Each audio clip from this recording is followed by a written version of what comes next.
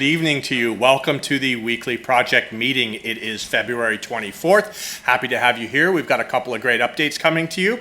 We're going to open today's meeting. Actually, I'm going to reload the agenda to see if anything else has come on. We're going to open today's meeting with our calendar of events. Today, Monday, February 24th, the Homebrew Website Club is happening. The Homebrew Website Club is a growing worldwide network of indie web meetups for everyone who wants to take back their experience from social media silos and own their online identities, content, and interactions.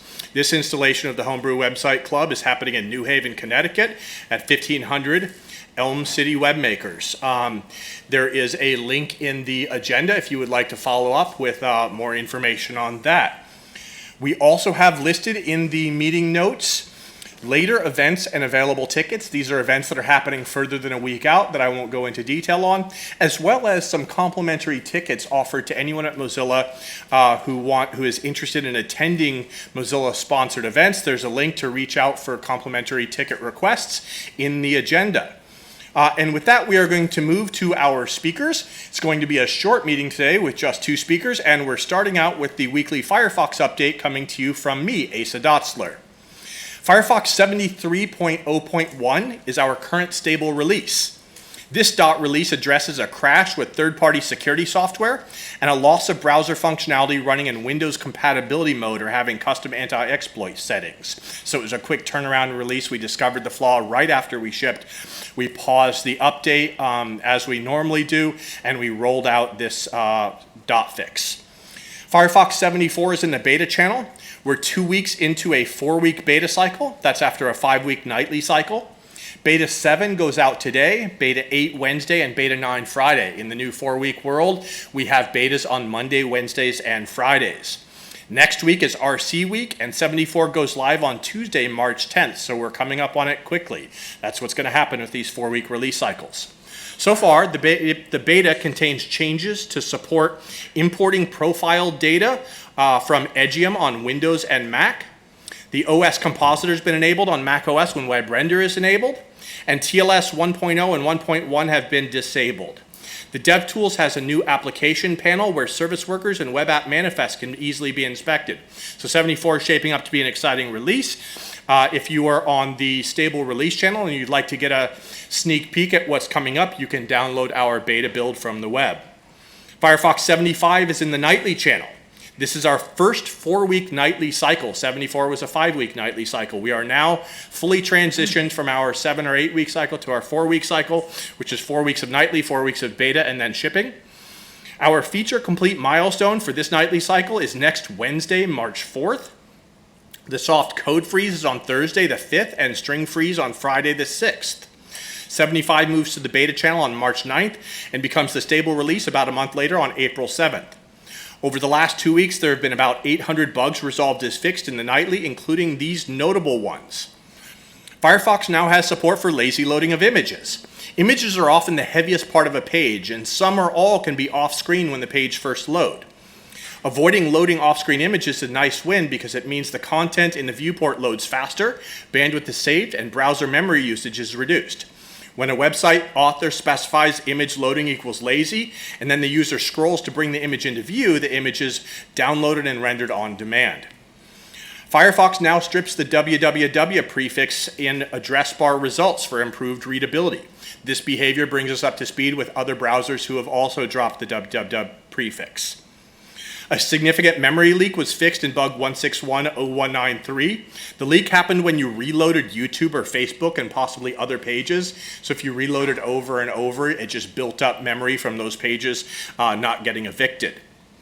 Firefox's About Support information now includes the user's Linux desktop environment. This should make it easier to triage issues that are specific to GNOME or KDE or some other desktop environment.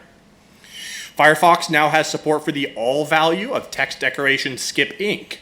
With text decoration skip ink auto, ink skipping is applied to most content, but not to CJK, that's Chinese, Japanese, and Korean languages. Text decoration skip ink all allows an author to specify that they actually do want the skip ink behavior to be used with their CJK text. So a nice change there for internationalization support. The socket process now has a Windows sandbox. This is part of ongoing work to deliver WebRTC on an isolated process.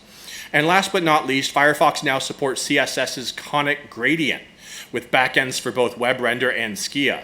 With conic gradients, the colors transition as if spun around the center of a circle, sort of like a clock face, starting at the top and going clockwise, as compared to radial gradient, where it spreads from the center out towards the edge of the gradient. So some nice changes coming to Gecko, some nice changes coming to Firefox.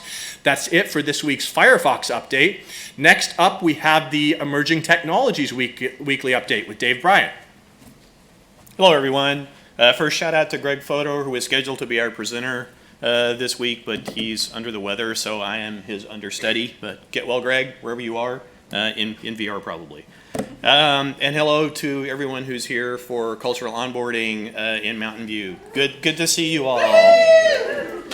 All right, so what's going on in ET this week that Greg would have told you if he was here? I think there was a theme to this week's update, somewhat serendipitously, because there's never a theme to these things. It would be community. So 3 items today that all sort of connected to what people on the outside are doing to complement the work that we're doing on the inside. So one, we landed a pull request from one of our community contributors to DeepSpeech to add a capability called transfer learning. And what transfer learning lets you do is share learning. So when you're in DeepSpeech, our speech recognition engine, you train it with one language based on all the data that you've accumulated. Training it for another language generally means you've got to go get a whole bunch more data. With transfer learning, we can actually take languages that have similarities in accents and other elements and reuse some of the training elements from one language to do training for another one. So with it, we could, for example, take the fact that we built a model for English and export some of the training materials or elements into building a model for a related language with similar language elements like French.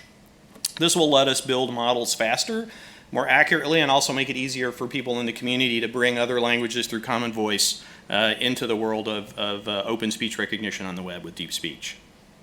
Also last week we launched version 0.11 of the WebThings Gateway, and the primary incorporated element into this, again from a community perspective, our great Mozilla localization community through our Pontoon platform has contributed 24 different language localizations to the product, and so we've been able to incorporate those and make those all available.